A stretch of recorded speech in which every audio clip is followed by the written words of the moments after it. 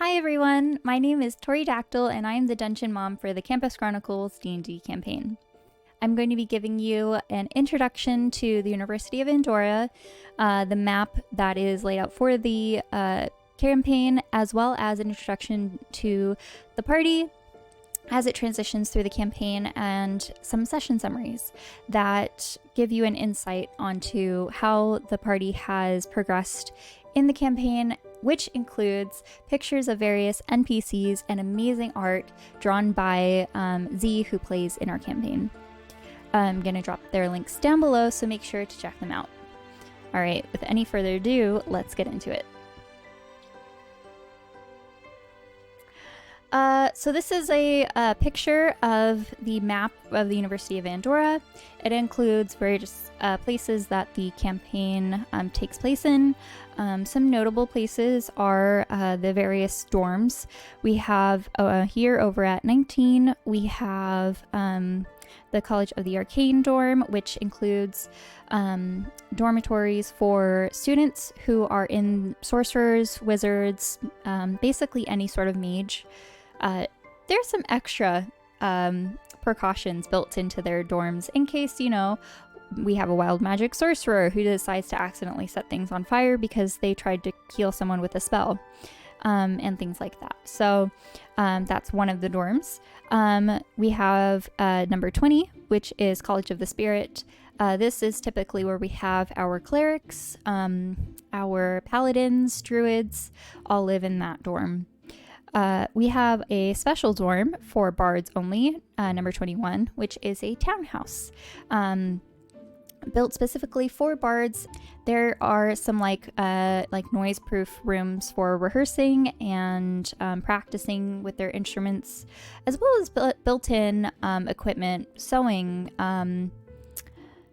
music, books, all sorts of things available to them as they venture out into the College of Creativity. And then we have 22, which is College of Force. This is typically where we have our fighters, barbarians, rangers, anything that has like a physical, and rogues, a physical aspect for those player characters. And basically all of these buildings are built around their class. Now, just because they're in one of these, boxes for classifications does not mean that they have to study specific majors. The majors that are available to them is endless, in a sense. But you can basically be a barbarian and also want to study history or potions. Why not? That's what school's for. So those are the dorms for the university. Some other places I would like to point out are this main academic building, where we have the students taking a lot of their classes, as well as 12 and 13. That's basically where all of their classes do take place. 11 over here is the gym, and also track, swimming pool, climbing wall, all that jazz is in there. Mostly this green stuff is mostly administration, so that's just a little bit separate.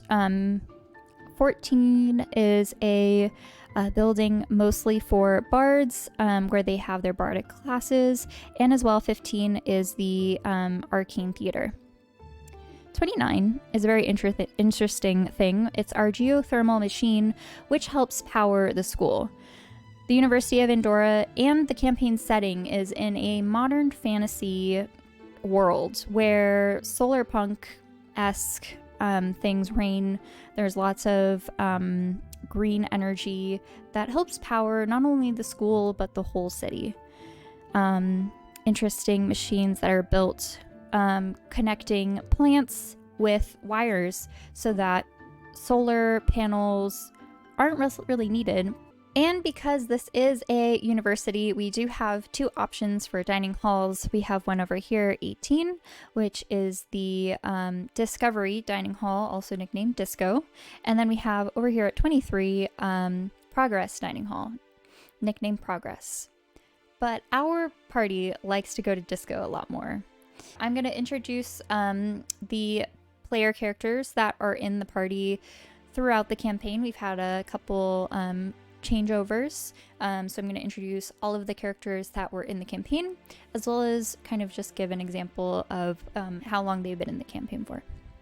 So for our party, we have Riki Epshimmer, Tiefling Bard, and Gale Whisperwind, Air Genasi Barbarian, who are in all sessions of this campaign. Riki is played by Z, also Zeep Live, who does all of our art, and all of their art is literally the coolest, and you will see that in this document. Gale Whisperwind is played by Matt. Both of them are super fun characters, and I'm really excited to have played with them for this time. And also, Isla Omari, who pops in during session 9, is played by Citrus, and the three of them will be continuing into part 2 of the campaign. Mortar Yamoto is a Yuan Ti pureblood sorcerer, played by Santi, who appeared in sessions 1 through 9.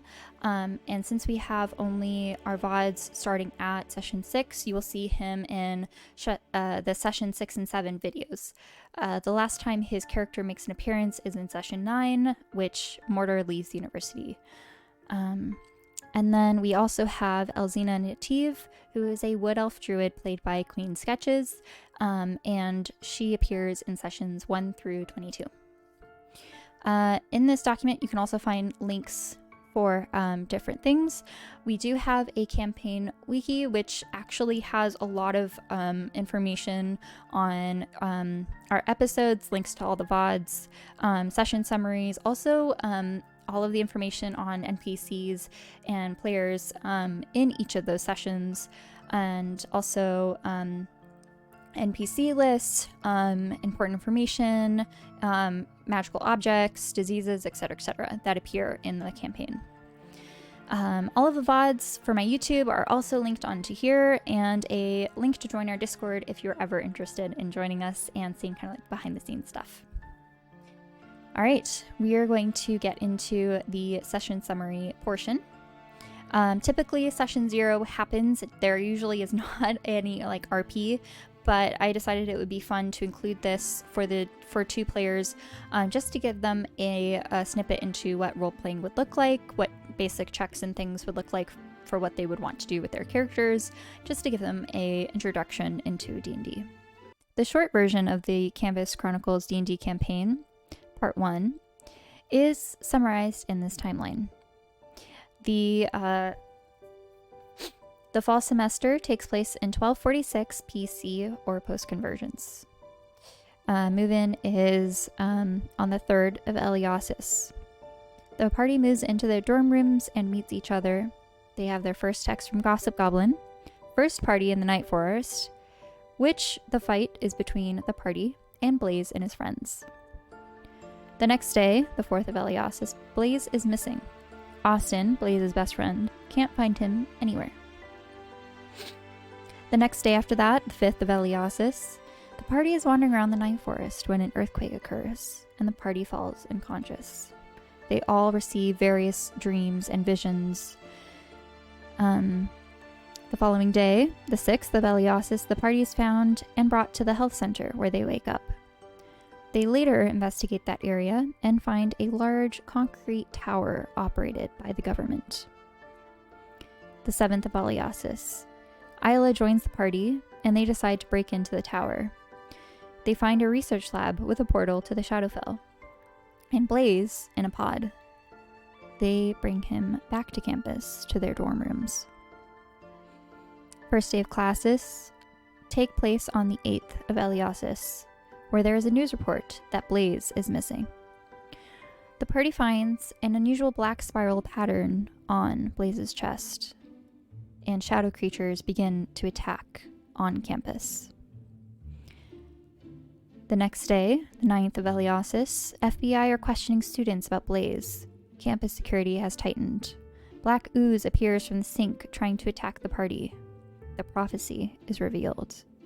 The party discovers Blaze has life rot and sneak him off to campus to a hospital. The next day, the 10th of Eliosis, the party gets arrested for Blaze's disappearance and gets their memories wiped. A month passes. And on the 11th of Elent, a squirrel presents the party with a prophecy about their altered memories, as well as a vision from the oracle to Elzina, who shares this with the party. On the 12th, the party travels to the Secret Order's sanctuary and learn about its role in protecting the world from shadow creatures. A Night Walker appears and kills 2 party members. Night Mother is released. On the 13th of Elent, the party and some NPCs travel to the Shadowfell in search of the Book of Life to bring back their friends. They are able to revive them, but Night Mother steals the book. Also, Raya, Isla's mother who's missing in the Shadowfell, was found. And stay tuned for the full session summary recap. Session 0, Scholarship Orientation. Elzina and Riki meet each other as they are walking on the main road to the University of Andorra. They are headed to the main academic building for a scholarship student information session. A tiefling appears next to Riki, telling him not to worry about it and that things happen. His name is Bismuth, over here on the left. They head on their way to campus, meeting the student body president Astrid on their way in. Bismuth disappears, and Riki and Elle decide to sit in the row next to a human girl named Luna. She shows them her rabbit, Nibbles, who's hiding in her backpack. Elle tries to say hello, but accidentally spooks Nibbles instead. And then Bismuth reappears leaning against a wall, tells Riki messages into his head to meet him in the Night Forest after the presentation. President Amador begins to speak, explaining the importance of the school's code of conduct and that scholarship can be removed at any time.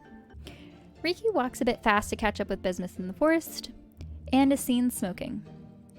Elzina, who knew that Riki kind of scuttled off on their own, decided to follow him to keep an eye out for safety. And Elle overhears a conversation between the two, but decides to head back and set up her dorm room, seeing that Riki is safe with Bismuth. Riki learns that Bismuth is now the second cigarette, or the first cigarette was actually tobacco, but the second time that Bismuth is smoking, it is halfling weed. So not the most appropriate for a school setting. But Bismuth reveals in time that there is a good reason for that, and that it is prescribed. All right, our first session for the University of Andorra. Riki, Gale, and Mortar all move into their dorm buildings, get their welcome packet, and meet their RAs. And everyone meets up where the campus tours start in the center of the school. The whole party is in the same tour group, along with Bismuth.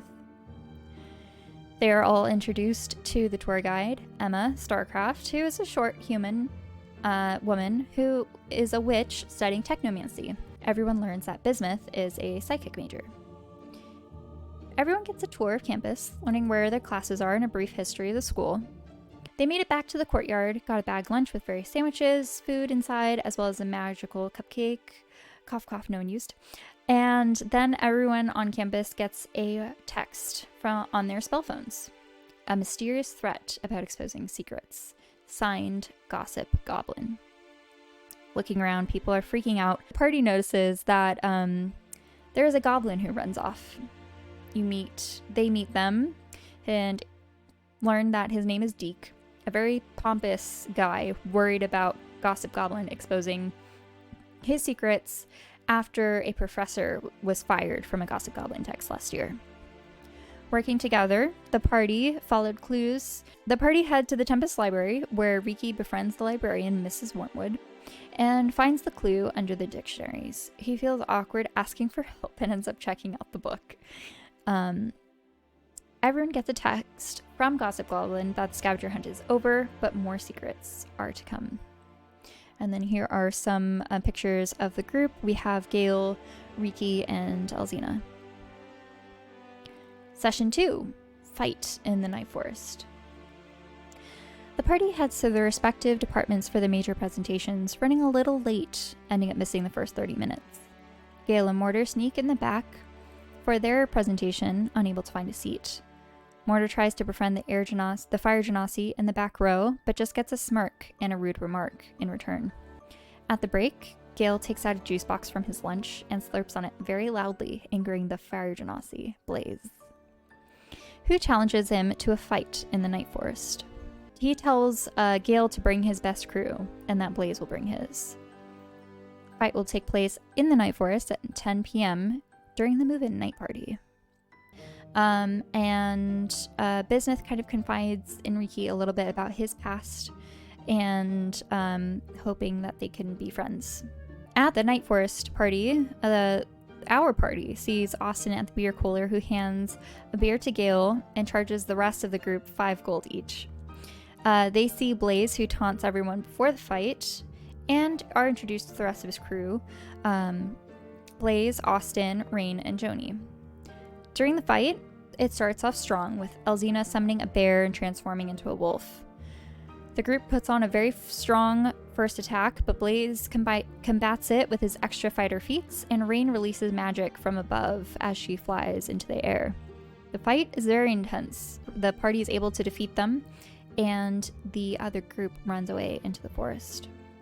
And everyone kind of celebrates the fight and the new freshmen who are now at the university. The party also are introduced to some new NPCs. Clarissa, who makes an appearance at the party, and Jesper, a purple tiefling. And they also find out that Luna, who they met earlier, is actually dating Clarissa. Austin appears and apologizes to everyone about the fight, and you all dance the night away. Session 3, several things take place. There is Club Rush for the university, where the students go in and sign up for a bunch of different clubs. They all make their way to the Mages Social. As Gale and Riki are not necessarily true mages, but can perform magic, everyone is able to enter inside. The party are introduced to the provost, Dr. Morpheus, as well as some other professors, and Mortar's parents. Mortar's parents wave him over and introduce him to the president, boast about his skills, but the group notices that Bismuth tries to avoid Mortar's parents and hides in the corner. Elle and them kind of notice that Bismuth's off in the corner and goes off to figure out what's going on. But Elle feels a little rebellious and decides to do some drugs with Bismuth. They have an interesting time. They meet some more people and decide to leave the Mages Social, where they see the goblin friend they met earlier, Deke, kind of stuffed into the vending machine. He is screaming for help, and as the party pulls him out, they see that this vending machine is not an ordinary vending machine. It is a mimic with teeth protruding outwards, and there's an interesting fight that takes place. At the end of the fight, Riki looks into the mimic's mouth and finds an unusual key. Session 4 is all about team bonding. I don't know why I wrote Zeke. We need to get rid of that. All right. Session 4 is all about team bonding, where the group kind of learns a little bit more about each other and their past, as well as some of the NPCs in the area. Towards the end, they end up again in the Night Forest for a party, and as they are walking back, they see these floating balls of lights appear, and the party gets ready to fight in Session 5. They are fighting will-o-wisps, Elzina notes, as she is very familiar with these kinds of creatures. They try to take them down and end up succeeding, but as this happens, Elzina hears something off in the forest. This is where our main quest begins. They decide to go and investigate, but are not ready for what they found. Everyone went unconscious and had different dreams or visions, and awoke at 11 a.m. and the next day at the school's health center, along with Luna. To recap, it was the party, Riki, Elle, Gale, and Mortar, along with Bismuth, who fought the will-o-wisps. Luna was not there, and then Luna appeared with them in the morning at the health center. The nurse came in to check their vitals, left the room. The party got a chance to talk to each other about what's going on, and Luna explains that she heard a noise in the forest at 3 a.m. when she noticed Elzina did not come back to the dorm. She felt an earthquake, ran out and found the group lying unconscious and went to call for help. She was mid-call when she passed out. Suddenly, in the health center, a man with a futuristic suit and a nurse come in together, point to Bismuth, and cart him away, while he's screaming for them to stop. The group gets upset that their friend is missing, but the president of U of A, Mrs. Amadora, steps in the room to calm them down. She explains that they were all found in the forest, lying unconscious with various injuries, and brought to the health center to be healed and monitored in case there were serious complications. They would all be released as long as they were cleared by the nurse and passed a psych evaluation. Some of their parents are waiting in the lobby. Elzina's father, who lives a little bit further away, will arrive by nightfall. Mortar demands to be released and argue that his father would not be happy about it, and demands a private phone call, which he has. The president leaves, giving them a chance to discuss what's going on. And one by one, the nurse checks them out for a evaluation. As they leave, they try to get some information about where business has been taken, but don't really get any clues about where or how and what's going on. The man who took Bismuth away is found out to be Derek Charvars, an assistant to Mortar's father, Mr. Yamato. Mortar tries to ask questions to find out what's going on and why they took Bismuth, but does not get any information in return. He leaves upset about the situation, and the group finds their parents in the lobby. And that their parents were told it was an animal attack in the woods. And this is a drawing of Maggie Ebshimmer, who is Riki's mother. Session 6 are siege ball tryouts. Bismuth was said to be moved to a private room for concerns by the nursing staff, and could leave after being cleared by the nurses. Riki's mom had to leave because she was not feeling well, but Gail's parents offered to take everyone to lunch. The party realized that it's almost time for siege ball tryouts, which some of them were very eager to take place in. As they head over, Emma Starcraft, the Week of Welcome leader, approaches and takes their picture for the school newspaper, the Daily Talons, as trying to get a story about what happened and the earthquake. As the group is walking towards the siege ball tryouts, Elzina spots Mortar's father walking across campus towards the night forest, and they try to follow him without figuring out where he went, decide to give up and head back towards the siege ball tryouts. They all meet the coach, Coach Suffer, and take turns in participating in a siege ball game. Gail and Mortar do quite well, while the rest of the group, mostly Riki, could not really get the ball to move very far. Mortar, realizing that he had a letter from his father, decides to go back to his dorm room to read it privately, while Riki goes off to practice for open mic night. They kind of, go about doing their own ways and things. Mortar happens to see Bismuth, who was recently taken away. His door is cracked, where he found Derek, his father's assistant, rifling through items, claiming that he had a warrant to look for something. Did not have to say. Mortar took Bismuth's cat Midnight, who was rather scared, to Riki's room, because Bismuth wasn't around and he was worried about Midnight being lost. Riki rehearses with Rosie, and they make plans for their open mic night. After that is over, Rosie leaves, and Mortar explains what happened in Bismuth's room. They talk about everything, about the different possibilities, the weird text from Bismuth, and possibly that the Dominion could play a role in all of this. Session 7, Mystery in the Night Forest. Mortar goes back to his dorm to take care of his cat, while the rest decide to check in with Luna, who is in the Tempest Library. They head over there and find that Luna is doing some research with a bunch of different articles about earthquakes. Reiki asks about the area and earthquakes, and they find out that they're usually blocked off by the Environmental Protection Agency. The group decides to go shower and change after everything that's happened, and decide to head off into the night forest to investigate. They find the area, but something unexpected. A 20-foot tall, concrete tower stands in front of them. And as they go around, they're trying to investigate, turning into a spider, levitating, going around. And then we have Gale, who decides to hit the tower with a great axe.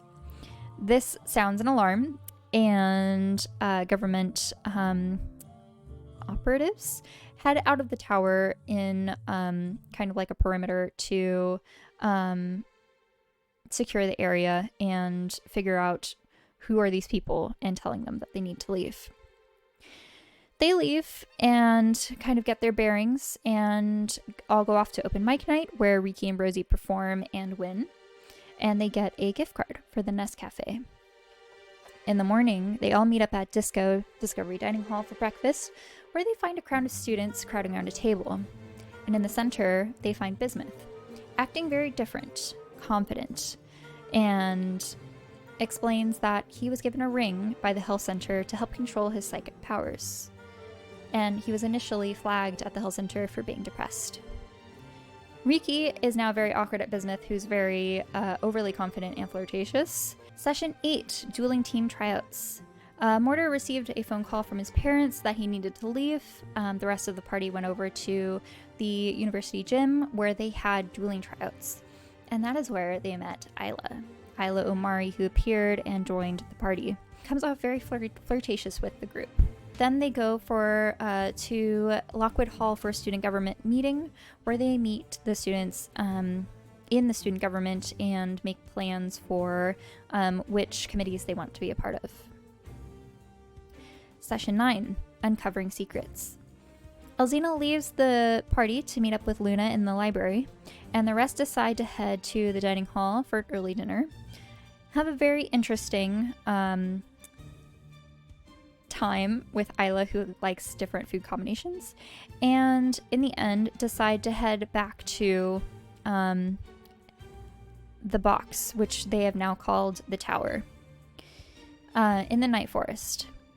Elzina has a map of Andorra with earthquake locations marked, and that these locations appear to be rural and isolated. They decide to check out the area and the tower that has mysteriously appeared in the night forest. As they leave the dining hall, Mortar appears and explains that he has to leave and transfer schools, leaving with Derek, who is escorting him. Isla overhears Derek saying, "Did they believe you?" And Mortar replying, "Yeah, don't worry about it." Bismuth asks the group who Mr. Emoto is, and they realize that a part of Bismuth's memory is now missing. The group figures out they need a greater restoration spell to fix his memory, but Bismuth feels awkward about all this and decides to head back to his dorm. Elle receives a call from her Da, and she tries to convince him to chase owlbears on the south side of campus. At some point, I don't exactly know where, we need to figure it out. Elle's father, Vok, appeared and was very concerned about the safety of Elzina at this school. He went to the president's office demanding information and protection, and offered his own protection services to the school as a wilderness scout to survey the area from this so-called owlbear attack that attacked the party. And so the group convinces him to go off to a different area as to not disturb their investigation. So far, Vok has been in the night forest, camping out and investigating the surrounding area of the school, and has put an end to all night forest parties, which many students are upset about. And as the party goes into the night forest to find the mysterious concrete tower, they need to pass through an invisible barrier. The group struggles with this, as some are able to go through and some immediately say that this is a bad idea and they need to turn back, but they eventually force everyone through. Bismuth decides to create a diversion as they now see some guards kind of patrolling around, and the group finds a key card and sneaks into the tower. Session 10, the mysterious tower. As the group decides to make their way in, Gale and Riki are invisible, and Isla and Elle hide under a blanket as they step inside the tower. It's a very interesting tower, very futuristic, panels and screens everywhere, kind of relaying various information. And they see that the door on the first floor is locked, and so the key card does not have access. They go up to the second floor and find out some information and coded words and things, and find a science lab with machines and computers, and a droid who's working on assembling and fixing some remotes. As they got closer, the droid recognized them as an unauthorized person and attacked the party. They worked together to take it down, Elzina getting some hair chopped off in the process because it was a hovering, flying droid. And Gale found a login and password, as well as a level 2 keycard, and an interesting collar with a matching chip. They took out all this information and jotted down things that they would need for later, and used the keycard to gain access on the first floor room, where they found a large scientific research area with a graded metal floor walkway that goes across the room, a pool of water with pods underneath, with one pod being active. In the center of the room was a black portal, set into a sort of tube, and on each wall was a computer terminal. The party investigated the room, but Isla immediately went into the shadow portal, forcing the rest of the party to follow her. But not before Riki could call bismuth, after they finally agreed on a date together. They had a tear-jerking conversation, acting like they would never see each other again, and as they stepped through, they found a skeleton body in a very, very dark forest around them. The shadow fell. Isla explained that she had experience here, and that this is what it looks like. And before they had a chance, a shadow creature attacked. They fought it off, and Isla found a skeleton, deciding to take a selfie with it, and sent it to the group text chat that they had. As they looked around a little bit more when they came back through the portal, they found that the pod that was active had Blaze, who's actually a missing student now. Since the Night Forest party, Blaze was missing since then. Austin, his best friend, was worried.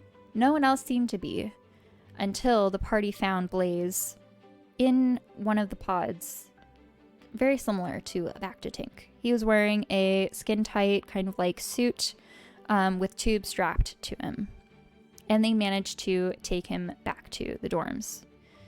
Session 11. They snuck him back to College of the Arcane dorm building and decided to investigate his condition, as he was in a coma-like state. They asked Luna for her help since she is a healing major and cleric, and they all tried to monitor what's going on. They are rather loud with what's going on in that room, and they get a noise complaint.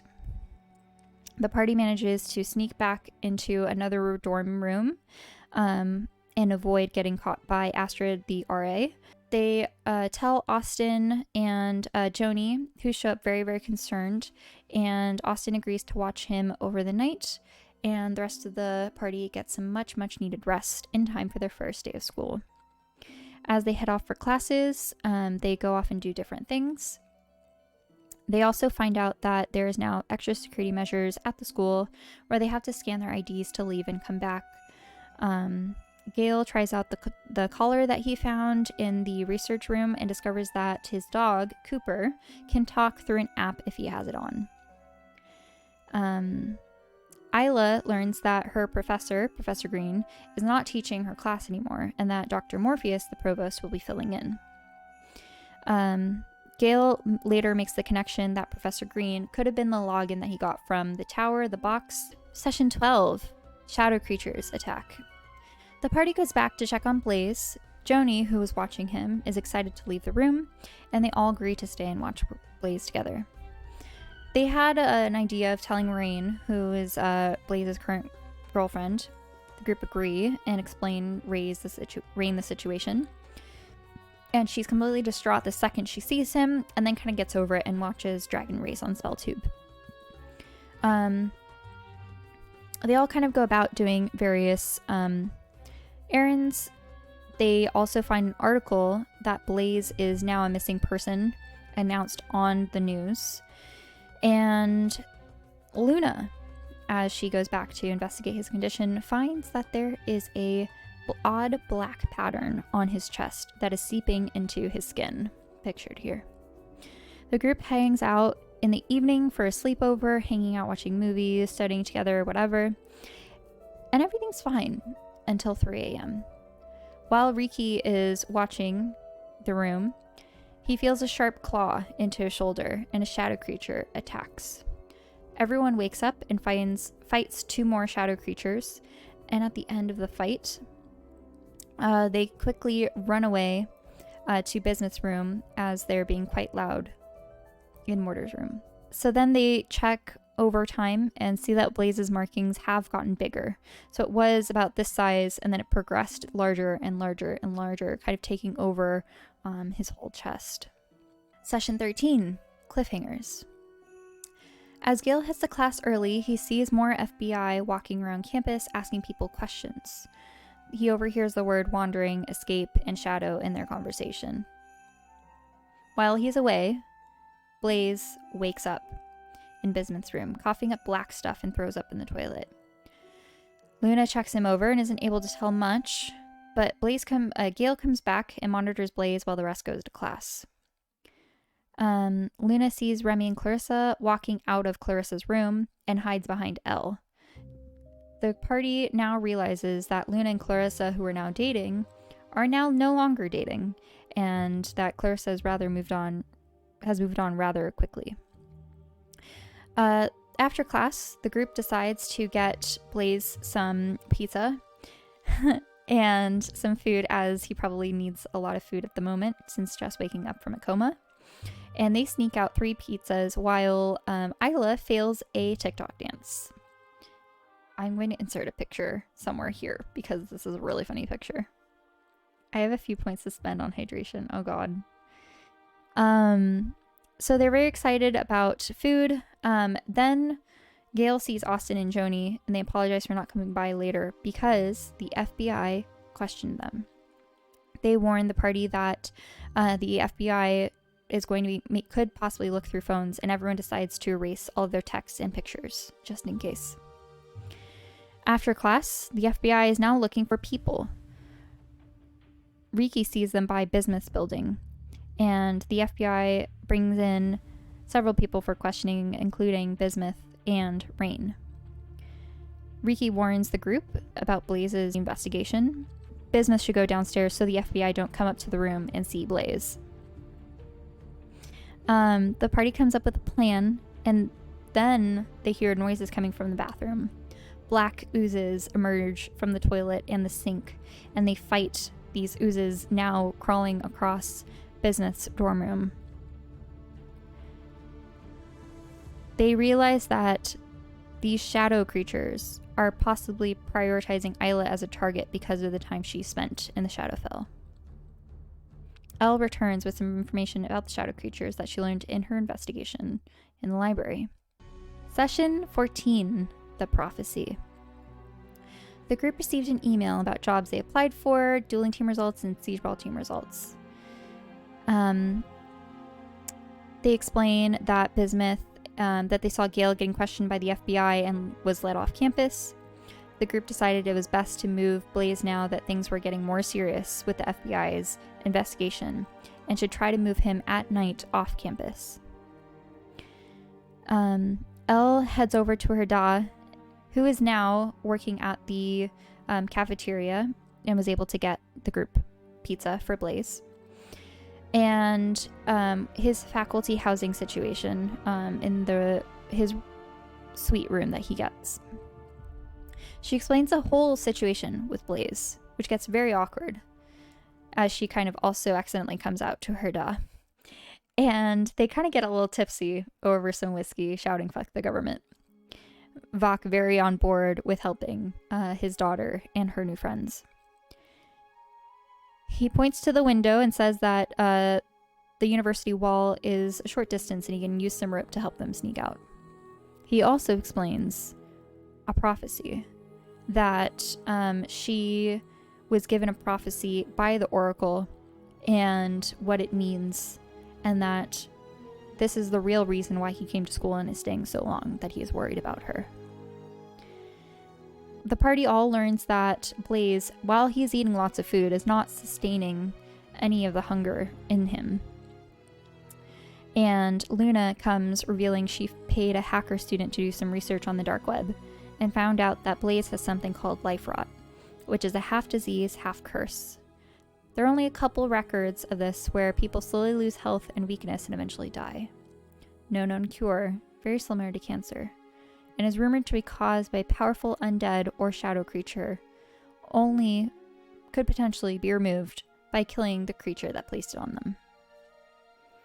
While the party is on watch with Blaze in Bismuth's room, Elle spots a droid peering out of the window, rushes up and closes the curtains, forgetting to tell the party that it happened. Session 15, on borrowed time. Bismuth shows up after the FBI questioned him, explains that Gale won't be returning to campus because of work. The party remembers that Bismuth's memories were modified, but he doesn't want a spell being cast on him. Isla starts to share her traumatic past and explains that her mom is currently missing from the material plane, and that Isla thinks that she has disappeared into the Shadowfell for several months. Blaze reveals that he saw Isla's mom, Raya, and that she protected him from the shadow creatures in the Shadowfell. And Isla, very relieved to hear that Momsy is alive, is ecstatic. The group decides to take a very long rest and sneak out in the middle of the night to return Blaze to the city. Using invisibility and various things, they manage to sneak across to the faculty housing area to Vok's studio, where he has a rope and night vision goggles ready to help his daughter. They sneak across the wall, one way or another. They all make it over and into the forest, and sneak through the forest, battling a shadow portal creature along the way, and make it to the hospital in the morning. Isla decides to disguise herself as an old man named Ooby Dooby, and proceeds to walk Blaze through to the hospital, saying that he found them there on the street randomly. The hospital worker, very concerned about this whole thing and that since it's a missing persons case, asks Ooby Dooby to wait for the FBI for questioning as an eyewitness. Isla decides to wait, and Derek Chavaris shows up, showing that he is a detective of the FBI, and questions Isla as Ooby Dooby. Isla shows to be a horrible liar, and Derek is immediately on edge and worried about who this person is. Derek arrests Ooby Dooby, seeing that it is Isla, and takes them away to the jail. This is Ooby Dooby getting arrested. Session 16, lesson learned. Gale, who spent the night at home, off on a separate bonus session, found a blue great axe, a magical great axe, in his parents' attic. He texts Riki and meets up with the rest of the group, now that Isla's arrested, at Riki's apartment. They see that as they get to Riki's apartment, Riki's mom is in very poor condition and explains that she is very sick with cancer. As Riki helps her to the bed, they end up cleaning up the house and things, turn on the TV, and find Isla's arrest getting publicized, that Blaze has been found and a suspect is in custody. They take pictures to save for later and show to Isla. And Gale remembers that Dr. Morpheus helped him with the FBI questioning. He calls Dr. Morpheus to ask to help visit Isla, and the group kind of like cleans up the rest of the apartment and meet up later with Luna and Bismuth at class. At the end of class, basically the FBI shows up and takes them to the police station to be booked. Everyone uses their phone call for different things. Elzina decides to call her Da, and he says that his daughter would never do anything ever, and screams he'll be there in 5 minutes. Shortly after, about maybe 10-15 minutes pass, he is also arrested and booked into a cell next to them. Some time passes by, they're all questioned for various things, and they basically explain that Joni, Austin, and Rain have already confessed to helping them, and that Luna did not give up any information. Dr. Morpheus shows up with the president of the school, President Amadora. They are worried about what needs to happen, the exposure of the school, their school's reputation, etc., and some other things. But then, one by one, the group is led out of their cells, down the hall, and they are put into a white room, forced into this chair. Wires are hooked up to their brains, where their vision fades to white and they feel a tingling sensation on their heads. The party had their mind wiped. They do not remember anything about getting arrested, Blaze, shadow creatures, or the Shadowfell. But in the meantime, Isla accepts an invitation to the young adults of Vitalis group, where they eat food and have a short service for Vitalis, who is a goddess of life. She guards the wellspring, which basically is their religion, the wellspring doctrine. During this time, Isla gets a vision during prayer of Vitalis, and Luna explains that this is a very rare occurrence and she should speak with Dr. Morpheus, who is the mentor of this group. He explains that this is a big thing if a goddess is reaching out personally, and that she should be expecting something very soon. She receives a note later on with a riddle, unable to follow it for a couple of days, figures out that it has to be at the Arcane Theater, and basically follows a series of puzzles which leads them to a dungeon. Battling through the dungeon, solving puzzles and lasers, and battling a gargoyle, she finds that this was all a test by Dr. Morpheus, explaining that he was seeing if she could be initiated into the Vita Lumina Order, a secret order for the Wellspring Doctrine. There's a hidden sanctuary in the forest where he takes her to show of their order and their history. And Isla meets some other people who are in this order. Luna is one of them, as well as Jesper, revealed to be Dr. Morpheus' son, and Miss Ravenwood, who is Isla's potions lab teacher, that they are all a part of it. Session 17, Memories Restored. A month has gone by since the students were arrested and their minds were wiped. They've been going to school, doing classes and things. Bismuth and Riki are now dating. Luna and Ella are just starting to date. Gale has been working and starting Siege Ball, hanging out with Doug. And Cooper, Gale's dog, who has an ability to talk, has been acting strange, but Gale is unsure why. Cooper is very interested in Gale's phone. Isla has been going to the Wellspring Young Adult group and has gotten closer with Ian, her current love interest, as they've been sharing shifts at the Nest Cafe. Everything is quite normal and good in their eyes until a squirrel appears and follows Elzina back to her dorm room. It delivers a prophecy from the Oracle demigod. And Elle receives a vision that their memories have been modified and that they must find someone to remove the mental block to keep the world on the correct path. Luna restores Elzina and Gale's memories, and they tell the group about what happened. Gale remembers that Cooper has the ability to talk through an app and a special caller, and Cooper helps explain the story. Elzina remembers about Luna's brother, Nibbles. Also, Liam, who shapeshifts into Rabbit to pretend to be Nibbles, and the shadow that Liam saw. She goes to talk to him once more and realizes that the shadow creature is still there in Luna's room. With the group's help, they fight the creature, and as it disappears down the hallway, it reappears in Luna's room, holding her outside of a window. The shadow speaks in Elvish to Elzina, and in common to the rest of the group, that it needs information about Isla, or the prophecy. Elzina chooses to save Luna's life and hands over the prophecy, but the shadow creature disappears with the prophecy, dropping Luna to the ground. Bismuth casts Featherfall, and slowly, she settles, unharmed.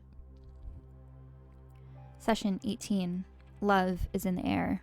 The party rushed outside to check on Luna as she slowly settled to the ground. The crowd outside, confused, thinking that maybe there was a crazy rager or worried that something bad happened. They quickly leave, not to make a fuss with everything and everyone. Gail's not around the next day due to dueling team practice and homework. And, over time, the rest of the party's memories are restored, besides Bismuth, who refuses. The group decides to do some research in the library for more information. Elzina and Luna head to Elzina's Da's faculty housing suite to restore his memories, as he also had his memories modified. They realize that they were arrested together and had a whole bunch of things happen. And as Luna leaves, Elle has a private talk with her Da about losing the prophecy.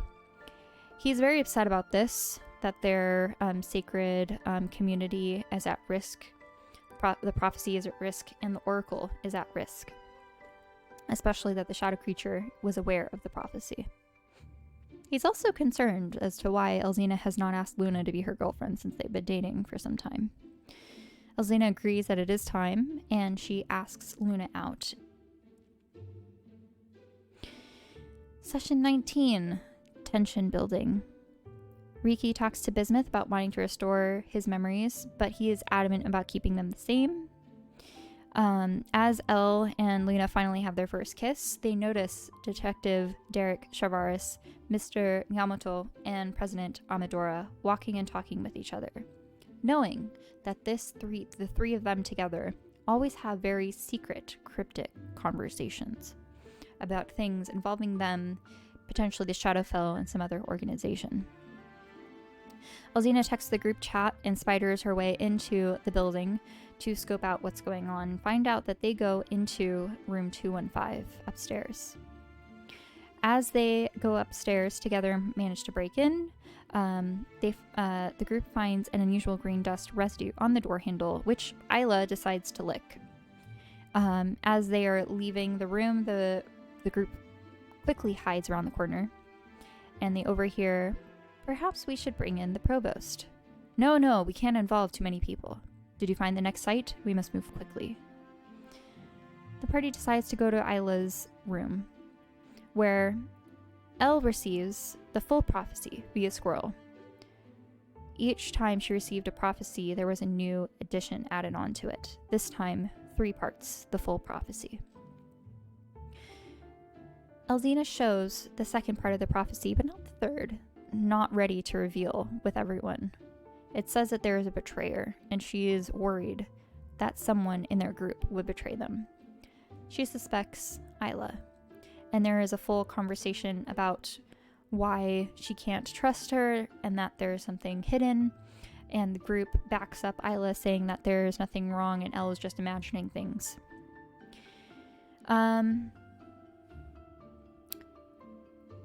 Isla makes an excuse that she needs to get sleep, and the group leaves. Luna leaving to go back to her room. And Isla finds the group later, saying that Luna texted Isla that she's in the night forest and sees something, and says shadow before not responding. Isla goes and finds the group, and they rush into the night forest to find Luna unconscious. In the end, they fight some shadow panthers. and find Dr. Morpheus as well in the night forest, who was also rushing on their way. He congratulates them on their performance and their fighting skills, knowing Luna was in trouble, and he brings them to the safe location, the hidden sanctuary in the hillside, with the wellspring symbols on the door and statues of Vitalis inside the Vita Lumina order. He leads the group to a meeting room where the truth fully comes out. And this is a picture of Gale's new axe, the new magic axe that he found in his parents' attic. Session 20, True Colors. On their way to the sanctuary, Gale's new weapon begins to speak to him. Gale listens to his advice and decides to name the weapon Coconut. The group settles in to the Vita Lumina order in the meeting room, and Dr. Morpheus tries to explain that only those who are chosen by Vitalis are typically welcome into their secret order. Only Luna and Isla were chosen out of the group that is there. Elzina starts to turn sour, upset that Luna is hiding things, especially since Luna was unconscious in the woods. And Elle shares some information about the Oracle, the visions and the prophecies, and how that's how the group was able to wake up. They all kind of explain some information to Dr. Morpheus about the shadow creatures attacking them, and Dr. Morpheus is very concerned, especially since they're intelligent enough to talk and communicate. He explains that their order protects people from shadow creatures. Elzina finally shares the full prophecy, including the betrayer, and Isla is upset that Elzina suspects them of possibly betraying the group. The rage with Gale as a barbarian continues to grow as Coconut begins to speak for Gale, and speaks to him and for him, anger getting more and more and more, to a point where the energy turns negative and the group begins to argue. Dr. Morpheus thinks that hopes that they would have been more mature about this whole situation, and that there is an evil presence inside this room. Elzina storms off to go back to campus, and as she leaves the Vita Lumina order, she sees a large 20-foot tall shadow creature snooping around outside. After being so upset from the argument, she decides to attack it, knowing she may not survive. The group decides to rescue her. Dr. Morpheus, after some time, manages to banish the creature, but not before both Elle and Riki fall to the ground, unconscious. And as they bring them inside, under the sacred oak tree in the library, the secret sanctum of the order, they find out that this creature that killed them was a Nightwalker, and that their both bodies have life rot, and that no earthly magic or healing can revive them, that they are dead. Gale thinks back to the prophecy that something is under the oak tree, and asks Isla and Luna to help him attack the tree with their weapons and magic to get the Book of Life that could be under there. Dr. Morpheus says that this is a bad idea and discourages them, but they ignore him and continue. He says he cannot be a part of this anymore and leaves, claiming that anything that happens is now on them.